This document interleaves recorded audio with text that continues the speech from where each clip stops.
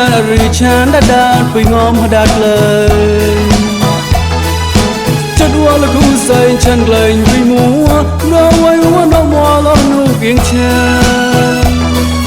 mùi ngân lan với gò thiên tàu quay hiên riêng cho lô thô mê ta chạy quý lô thô sao cha cánh tích lô và đu hoa con tò mò lầu lấy ngó sân nam kha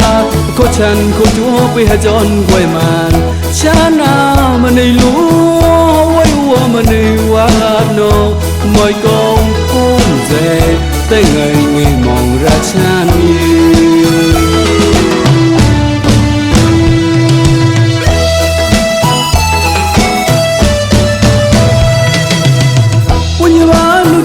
trên nhà là richan đã đạt với ngóm đạt lời cho nó là cứ sơi chân lên vì múa đâu ai muốn đâu mò lon hồ kiên chân nhà lan với gò thiên tàu quay hiên riêng cho lô thô mê ta chạy quý lô thô sao cha cánh tích lô và đu hoa con tò mò lộc lấy gó sân nam kha khô chân khô chúa vì hai chọn quay màn cha na mà này lúa quay hoa mà này hoa nô mời con hôn dề tay ngày ngày mong ra chan yêu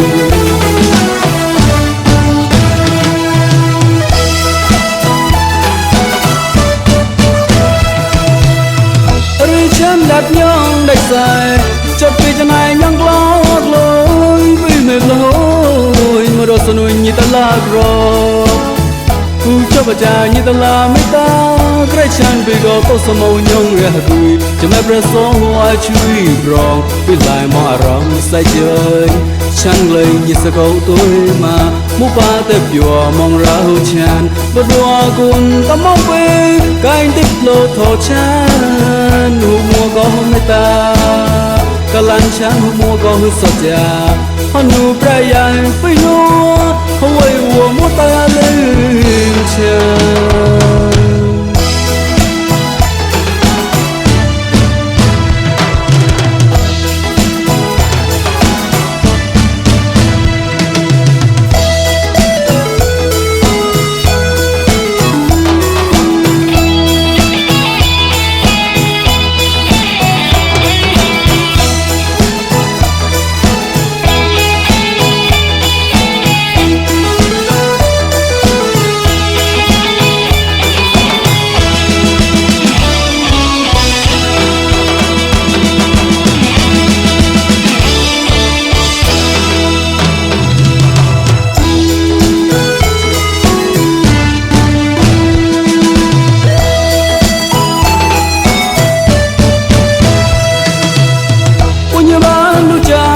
nhà là richan đã đạt với ngóm đạt lời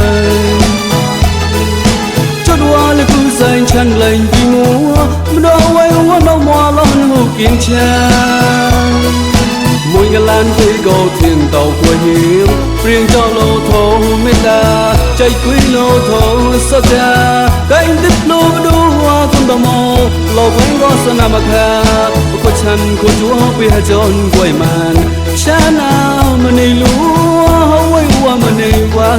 nô mời cô hôn dề tay ngày ngày mong ra chan yêu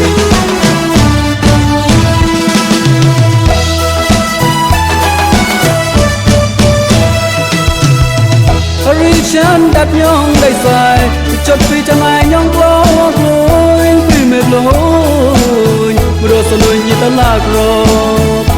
cho bà cha như ta là mấy ta cái chân bị đau tô sơ màu nhung ra cười cho mẹ bờ số hoa chui rong quỳ lại mò rong say chơi chẳng lời như sao câu tôi mà mu ba tép dùa vội rau chan một đua con ta mong về cái tích lô thổ chan hu mua có mấy ta cả lan chan hu mua có hư sạch già hắn hu prai ai phi lúa hôi ua mua tay lên chan